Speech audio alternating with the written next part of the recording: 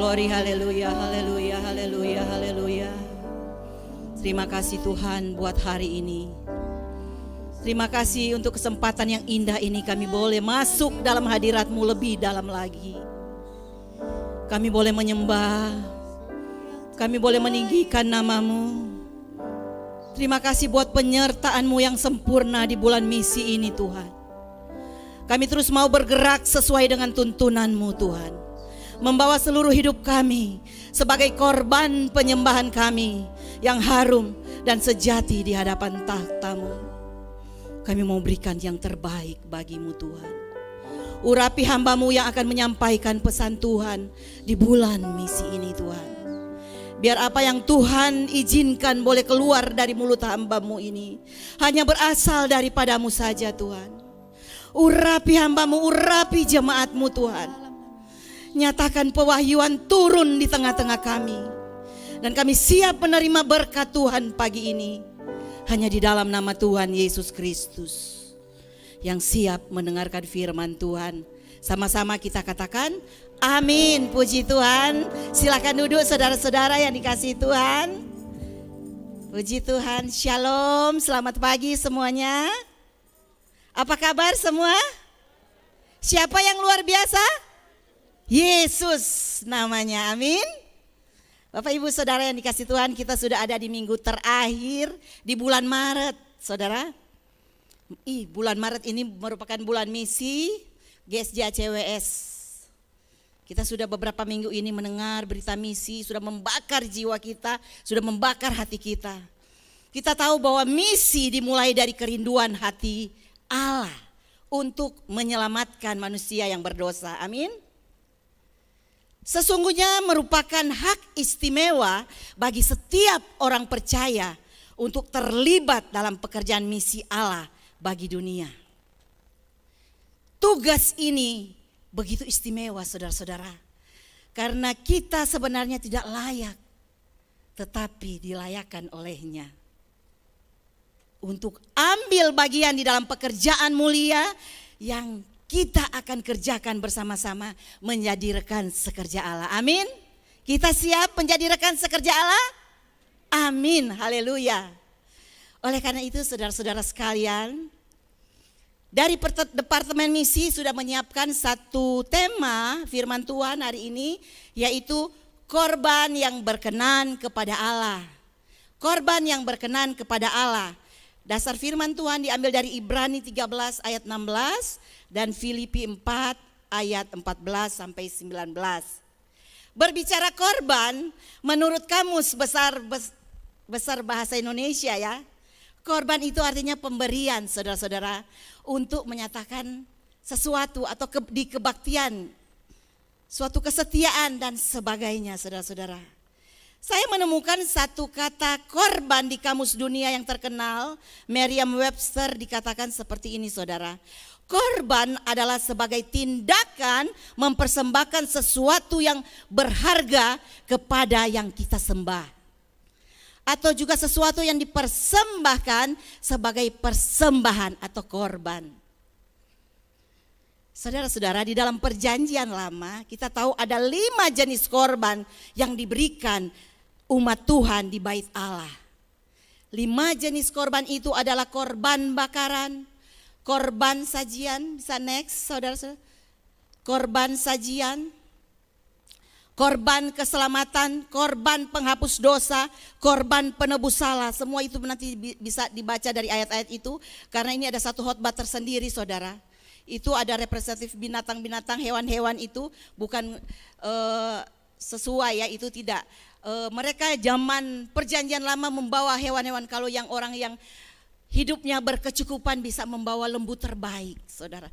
Atau yang orang-orang yang tidak berkecukupan bisa membawa burung, atau pokoknya hewan-hewan terbaik. Kalau saudara perhatikan di zaman perjanjian lama, setiap kali bangsa Israel datang menghadap Tuhan, mereka selalu diwajibkan membawa persembahan berupa hewan korban. Tetapi tidak sembarang hewan saudara-saudara. Mereka diharuskan membawa hewan-hewan yang terbaik, yang gemuk atau tambun, sehat dan tidak bercacat. Sebagai apa? Sebagai persembahan, karena Tuhan menyukai persembahan yang terbaik. Amin. Saat orang Israel menyembelih hewan untuk korban persembahan, mereka memberikan yang terbaik. Dan mungkin sebenarnya mereka merasa sayang untuk memberikan atau melepaskan hewan itu. Tetapi mereka memilih taat untuk memberikan bagian yang terbaik untuk sesuatu yang disembah. Itu Allah yang mereka sembah. Termasuk lemak-lemaknya yang terbaik diberikan kepada Tuhan. Intinya saudara-saudara, sejak zaman perjanjian lama, orang datang peribadatan, datang tidak dengan tangan hampa, ada saja korban yang dipersembahkan. Dan sekarang kita berada di zaman perjanjian baru. Kita tahu bahwa korban Yesus di atas kayu salib sudah sangat menyenangkan hati Allah Bapa di surga. Amin. Karena korban Kristus adalah korban yang sangat berkualitas. Dan dialah korban yang sempurna berkualitas. Kenapa? Karena sekali untuk selama-lamanya. Amin. Saya percaya kita semua yang ada di sini sudah menerima Yesus Kristus sebagai Tuhan dan Juru Selamat yang sudah berkorban di atas kayu salib menebus dosa saya dan saudara. Amin. Hari ini kita ada di rumah Tuhan. Kita tidak perlu membawa hewan, nanti penuh di sini saudara. Tidak perlu bawa hewan karena Yesus telah menggenapi pengorbanan itu. Dialah yang menjadi korban yang hidup. Yesus telah mati menebus dosa saya dan saudara. Pertanyaannya sekarang saudara-saudara, di zaman ini korban apakah yang harus kita persembahkan menjadi korban yang berkenan kepada Allah? Mari kita baca di dalam surat Ibrani pasal 13 ayat 16. Demikian bunyi firman Tuhan saudara-saudara. Dan janganlah kamu lupa berbuat baik dan memberi bantuan. Sebab korban-korban yang demikianlah yang berkenan kepada Allah. Saudara-saudara yang dikasihi Tuhan, penulis surat Ibrani ini memberi penekanan pada teladan iman berbuat baik dan memberi bantuan. Kita semua sudah diselamatkan. Tidak perlu kita membawa kambing domba lagi saudara-saudara. Karena sudah korban yang hidup sudah menjadi milik kita saudara-saudara. Penulis Ibrani memberi penekanan pada teladan iman berbuat baik dan memberi bantuan. Tidak berarti meniadakan prinsip dasar dan utama dalam kehidupan sebagai orang-orang beriman saudara-saudara. Saya ulangi sekali lagi, penulis Ibrani mengatakan berbuat baik dan memberi bantuan adalah korban-korban yang berkenan kepada Allah. Nah, pertanyaan saya sekali lagi, apa yang paling berharga, apa yang menjadi bernilai di dalam hidup saudara dan saya? Jawabannya pasti bermacam-macam dan berbeda-beda bagi setiap orang. Apa yang bernilai, apa yang berharga? Tetapi yang harus diperhatikan saudara-saudara, apakah nilai berbuat baik dan memberi bantuan kepada sesama sudah menjadi prioritas atau sudah ada di dalam daftar hal-hal yang engkau pandang berharga di dalam buku kehidupanmu? Apakah engkau sudah membuat daftar hal-hal yang engkau buat ketika Tuhan sudah selamatkan saudara dan saya? Hal-hal baik apa yang akan engkau tulis, hal-hal baik apa yang engkau kerjakan? Sudahkah itu ada dalam daftar kehidupan saudara sebagai hal-hal yang berharga? Hanya saudara dan saya yang tahu ya. Haleluya, berbuat baik menjadi gaya hidup kita sebagai orang-orang percaya. Bahkan kebaikan itu tidak boleh dilupakan. Dikatakan janganlah kamu lupa, berarti harus diingat-ingat, harus dilakukan, berbuat baik dan memberi bantuan. Kebaikan adalah sifat ilahi saudara-saudara yang harus terpancar dalam kehidupan setiap orang percaya. Mengapa kita harus berbuat baik? Karena status kita adalah anak-anak terang. Efesus 5 ayat 8b sampai 9 mengatakan, sebab itu hiduplah sebagai anak-anak terang. Karena terang hanya berbuahkan kebaikan dan keadilan dan kebenaran. Bayangkan ketika kita sudah menjadi anak-anak terang, ada sesuatu buah yang muncul dalam kehidupan kita, yaitu kebaikan, kebenaran, dan keadilan. Jadi boleh dilihat-lihat nih, ini anak-anak terang atau anak-anak gelap. Kok dari hari ke hari dia tidak memancarkan kebaikan, tidak memancarkan kebenaran, tidak memancarkan keadilan.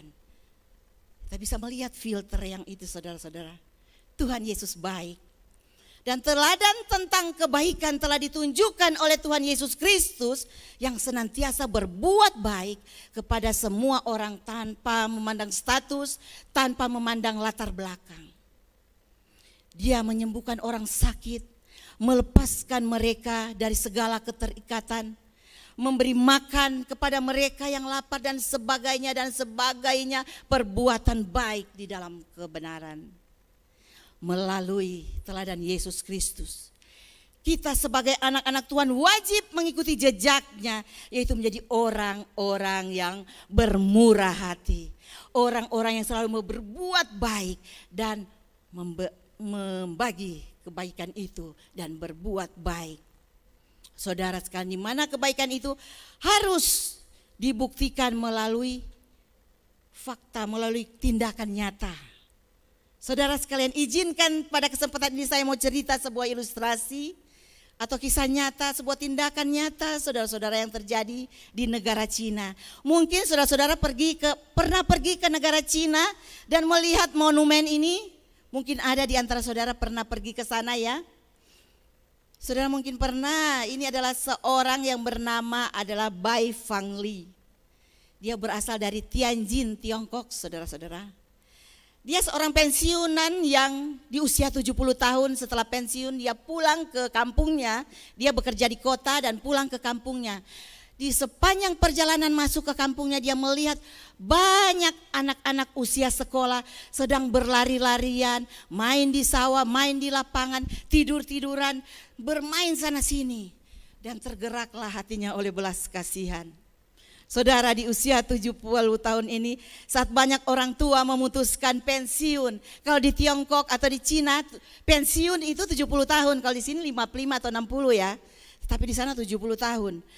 Dia ketika orang lain memilih untuk menjaga cucu atau bersenang-senang, muter keliling dunia, tetapi Bai Fangli memutuskan untuk menginvestasikan sisa hidupnya untuk menyekolahkan 300 anak di kampungnya.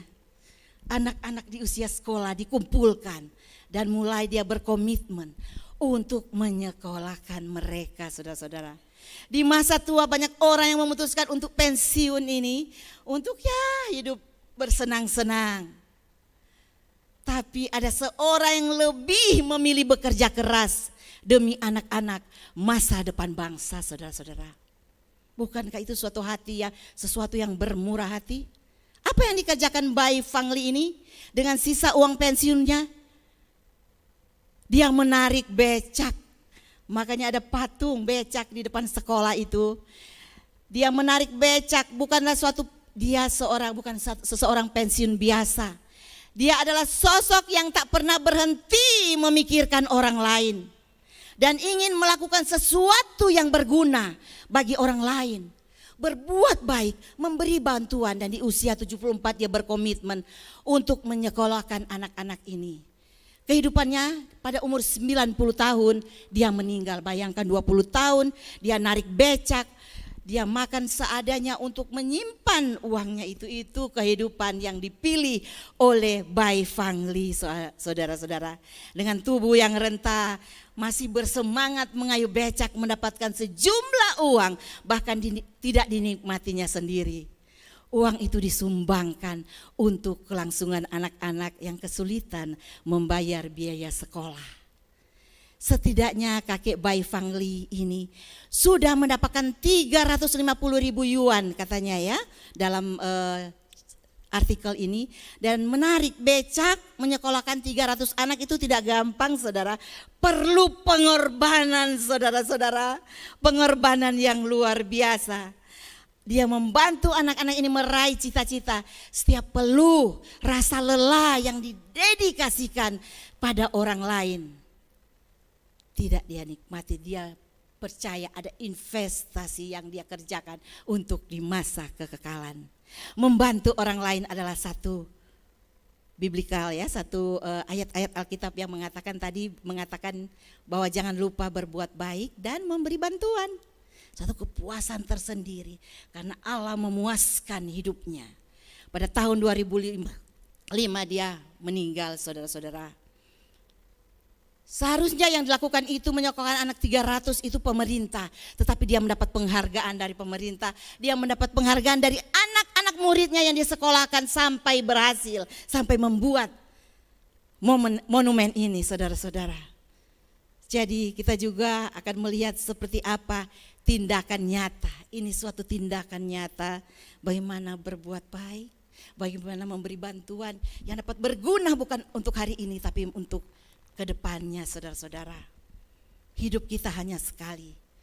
Oleh karena itu Bapak Ibu Saudara yang dikasih Tuhan, kita juga akan melihat seperti apa tindakan nyata yang diperbuat dari orang-orang yang diceritakan di dalam Alkitab.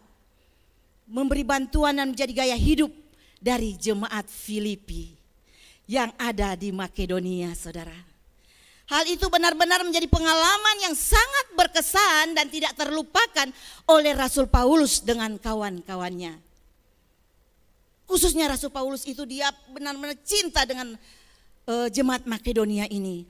Paulus menyoroti apa yang dilakukan jemaat di sana. Di dalam berkekurangan mereka alami, mereka masih dengan sukarela mendukung Paulus dan pekerjaan misinya saudara-saudara. Saya akan bacakan di dalam Filipi 4 ayat 14 sampai 19 dengan cepat saya baca. Namun baik perbuatanmu bahwa kamu telah mengambil bagian dalam kesusahanku. Kamu sendiri tahu juga hai orang-orang Filipi, pada waktu aku baru mulai mengabarkan Injil, ketika aku berangkat dari Makedonia, tidak ada satu jemaat pun yang mengadakan perhitungan hutang piutang dengan aku selain dari kamu. Karena di Tesalonika pun kamu telah 1-2 kali mengirimkan bantuan kepadaku. Tetapi yang kuutamakanlah bukanlah pemberian itu, melainkan buahnya yang makin memperbesar keuntunganmu. Wow, kini aku telah menerima semua yang perlu daripadamu, malahan lebih daripada itu aku berkelimpahan. Karena aku telah menerima kirimanmu dari Epafroditus, suatu persembahan yang harum, suatu korban yang disukai dan berkenan kepada Allah. Dikatakan ayat terakhir, Allahku akan memenuhi segala keperluanmu menurut kekayaan dan kemuliaannya dalam Yesus Kristus. Amin saudara-saudara. Jemaat Kristen mula-mula kalau kita baca semua ya di Korintus dan di Filipi ini semua, di jemaat Filipi, jemaat yang ada di Makedonia, saudara-saudara, mereka menghadapi ancaman sosial politik saudara-saudara sekalian. Tetapi juga ada persoalan ekonomi yang mereka hadapi. Banyak di antara mereka adalah orang-orang yang berstatus sosial rendah saudara-saudara, terutama jemaat Kristen. Hidup dalam kekurangan dan penderitaan tergambar dengan jelas pada kondisi jemaat waktu itu kalau baca surat Paulus. Sehingga para rasul menasihati mereka untuk hidup saling memperhatikan dan berbagi antara saudara seiman, saudara sekalian. Di wilayah Makedonia itu, saudara-saudara, next. Nah, kondisi jemaat Makedonia itu, di wilayah Makedonia, ada 3 jemaat. Yang pertama adalah Filipi, boleh di maps-nya tadi, saudara-saudara. Makedonia yang di tengah, yang besar itu, ada jemaat Filipi, yang kedua Tesalonika, ada yang ketiga adalah Berea. Berea itu yang kecil saudara, dia disebutkan di Alkitab cuma 1 sampai 2-3 kali ya. Jadi kita menyoroti di jemaat Makedonia. Tapi Filipi dan Tesalonika ini merupakan jemaat yang lumayan besar. Kota Filipi itu adalah kota yang dipenuhi dengan klinik dan penyembahan berhala. sinkritisme mengawinkan antara agama dan penyembahan berhala. Sehingga Rasul Paulus memang benar-benar bertujuan ke sana untuk benar-benar mengabarkan Injil di sana agar memenangkan jiwa-jiwa yang ada di sana, saudara-saudara. Hidup di kota Filipi ini memang menjadi pangkalan militer. Jadi ya terjadi berbagai macam sinkritisme di sana. Agama beragama, tetapi penyembahan berhala berjalan terus. Concern Paulus dan teman-temannya, jemaat ini harus terima Yesus. Amin. Lewat pelayanan penginjilan Rasul Paulus dan kawan-kawan, kondisi jemaat Makedonia terima Yesus yang benar-benar mereka itu orang-orang yang mati-matian, habis-habisan, luar biasa cinta Yesus. Sekalipun mereka sedang teraniaya, itu yang pertama. Mereka mulai dikucilkan, itu yang kedua. Mereka kehilangan pekerjaan. Yang ketiga, mereka sengsara, menderita dan miskin. Kita bisa membayangkan jemaat pada waktu itu. Mungkin kita masih enak ya sekarang. Di ayat yang ke-15, tadi ya Filipi 4 ayat 15, kita baca dari bahasa Indonesia sehari-hari. Kita melihat kesan Paulus terhadap jemaat Makedonia ini. Saudara-saudara orang Filipi yang ada di Makedonia, kalian sendiri tahu benar bahwa ketika saya meninggalkan Makedonia dahulu, pada waktu kabar baik itu saya sebarkan untuk pertama kalinya dia sebarkan Injil kebenaran di sana. Kalianlah satu-satunya jemaat yang membantu saya. Kalian satu-satunya yang turut mengecap untung rugi bersama saya. Artinya begini saudara-saudara, ketika Paulus datang kepada jemaat Filipi yang ada di Makedonia, jemaat ini melihat bahwa Paulus datang dengan hati yang murni, memberitakan firman Tuhan, memberitakan Injil yang murni, memberitakan berita keselamatan yang murni. Sehingga Paulus begitu berjerih payah dan teman-teman datang ke situ. Mereka ketika sudah terima Yesus, mereka cinta Yesus, dari hati mereka keluar hal-hal yang luar biasa. Mereka ingin topang kehidupan Paulus dan kawan-kawan. Mereka bersatu menopang. Di situ tidak diperhitungkan mereka miskin, mereka tidak punya apa-apa, dikatakan di situ tidak ada perhitungan hutang piutang, saudara. Di sini menjadi kesan Paulus bahwa dia dibantu tidak cuma sekedarnya aja, tetapi sampai Paulus mengatakan sampai berkelimpahan. Itu membuat kesan yang luar biasa. Dalam keadaan jemaat yang lagi terpuruk, mereka memberi dengan limpahnya. Itu perhitungan Paulus, bisa dibaca di dalam ayat 18. Kini aku telah menerima semua yang perlu daripadamu, malahan lebih daripada itu aku berkelimpahan, karena aku telah menerima kirimanmu dari Epafroditus. Seorang Epafroditus ini disebut satu kali, saudara. Saya membayangkan dia seorang kurir yang membawa. Zaman sekarang bisa gosen kirim dalam berapa setengah jam sampai.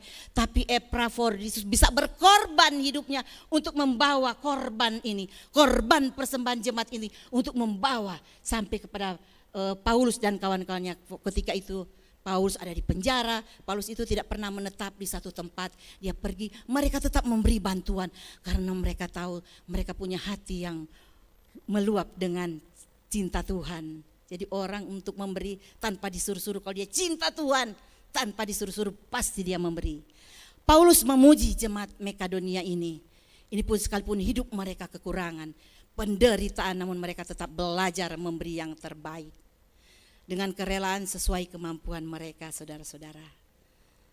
Dikatakan di dalam 2 Korintus 8 ayat 2 sampai 4 ya, saudara-saudara, kami hendak memberitahukan kepada kamu tentang kasih karunia yang dianugerahkan kepada jemaat-jemaat di Makedonia.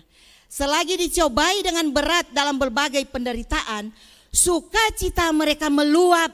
Bayangkan orang menderita meluap, logik enggak? Kalau bukan ada Yesus di dalam diri, dalam keadaan penderitaan bisa ada sukacita yang meluap. Meluap itu bukan cuma penuh, saudara. Bukan cuma penuh ya, tetapi luber dengan sukacita. Kalau perlu banjir dengan sukacita. Itu dikerjakan oleh siapa?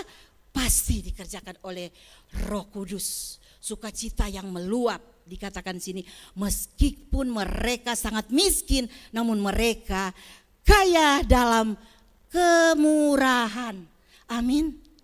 Wow, saya sampai mengalirkan air mata membaca ayat-ayat ini. Di sini sampai Paulus begitu terkesan, ayat 3 dia bilang, aku bersaksi bahwa mereka telah memberikan menurut kemampuan mereka, bahkan melampaui kemampuan mereka.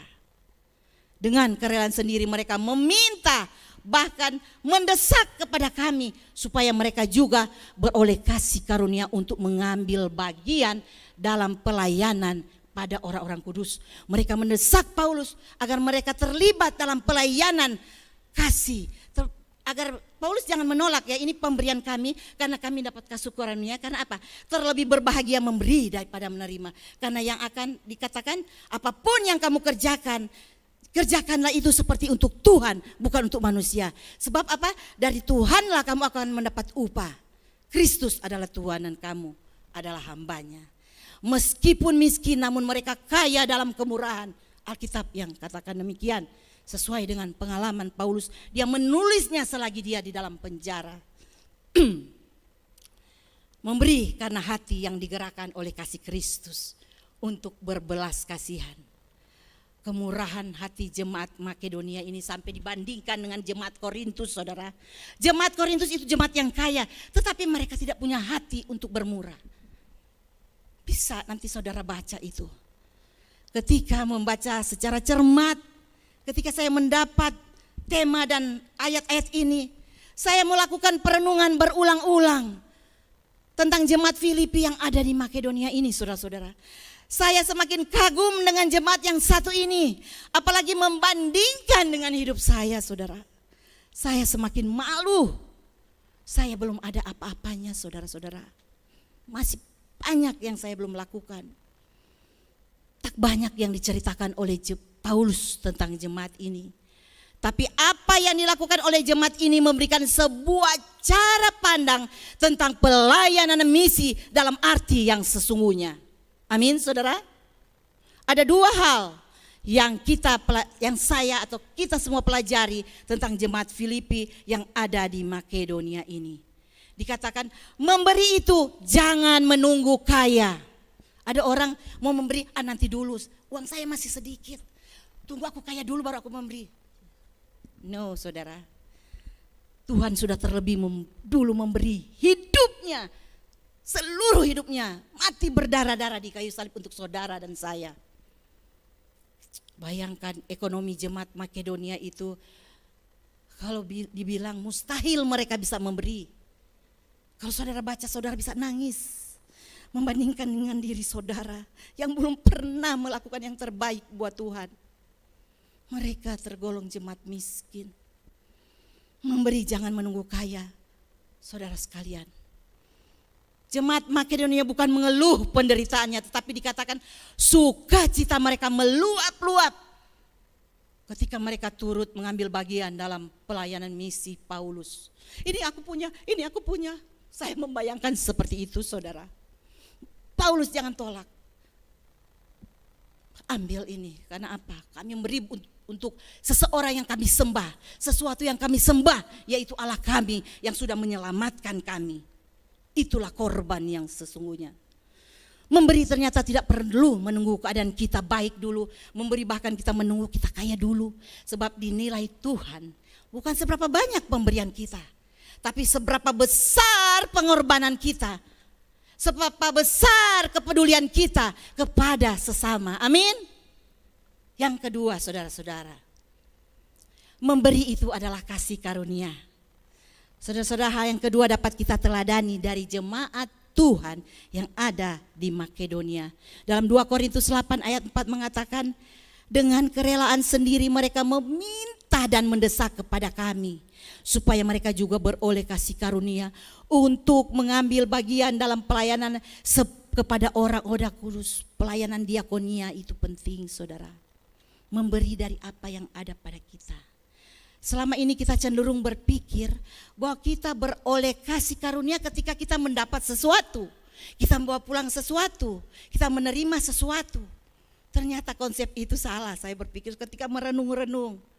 Jemaat Makedonia membuka mata saya bahwa bukan mereka menerima, melainkan mereka memberi. memberi atau memiliki kemurahan hati merupakan satu kasih karunia yang Tuhan limpahkan. Bukankah kemurahan itu adalah salah satu buah roh? Di dalam Galatia 5 ayat 22, kasih, sukacita, damai sejahtera, kebaikan, kemurahan, kesetiaan, kelemah lembutan, penguasaan diri. Kemurahan adalah satu buah roh.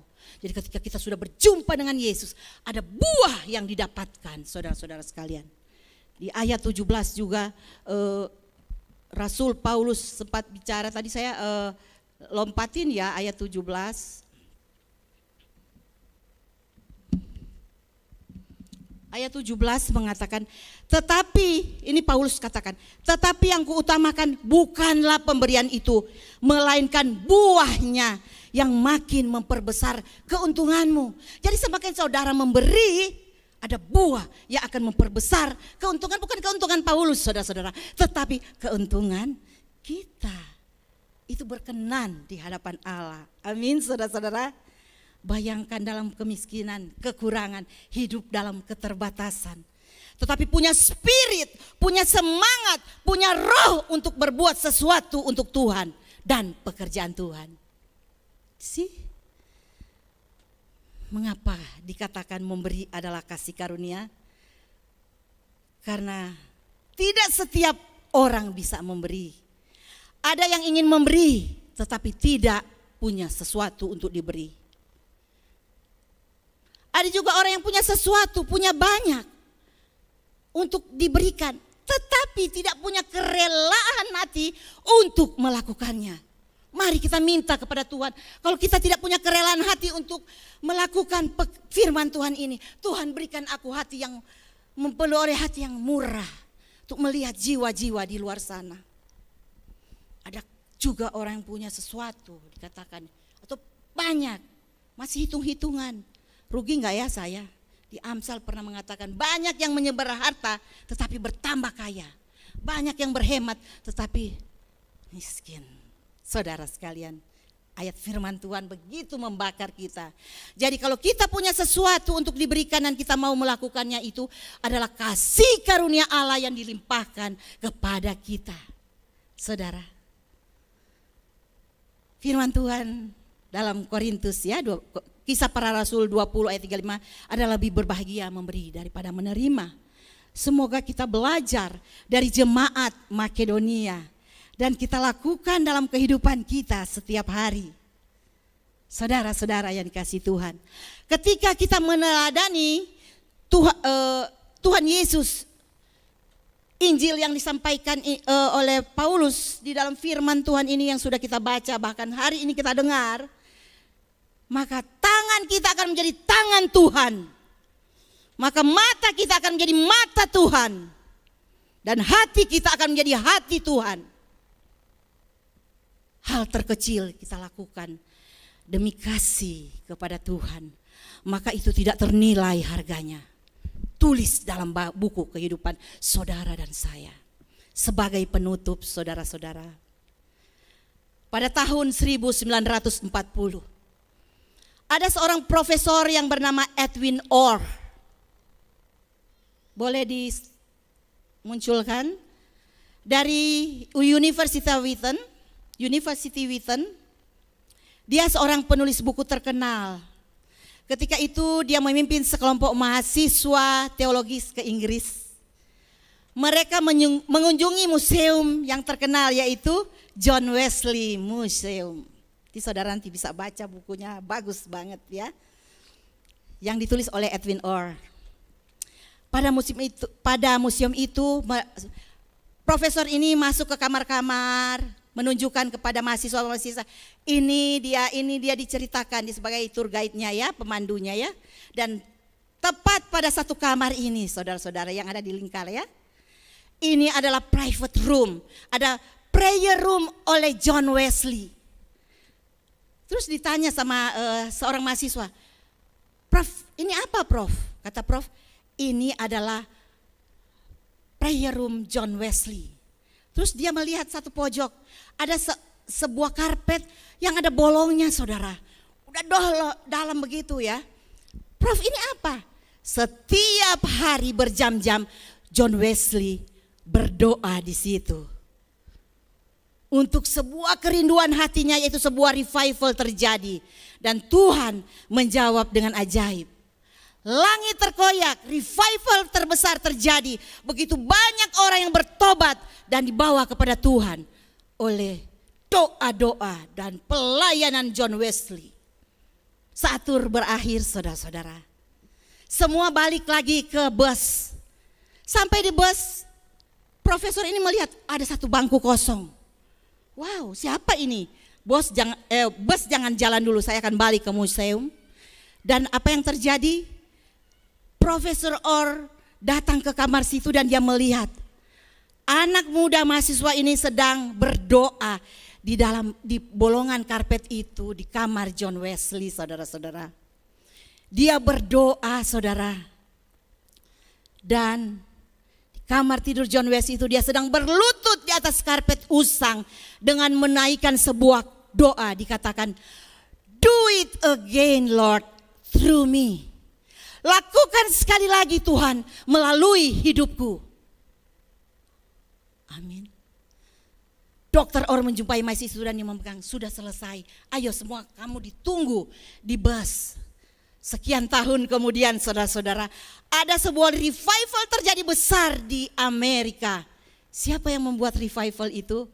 Dialah anak muda yang menaikkan doa di kamar John Wesley. Dikatakan, "Do it again, Lord, through me." Siapa anak muda itu, saudara? Next, dia adalah Billy Graham.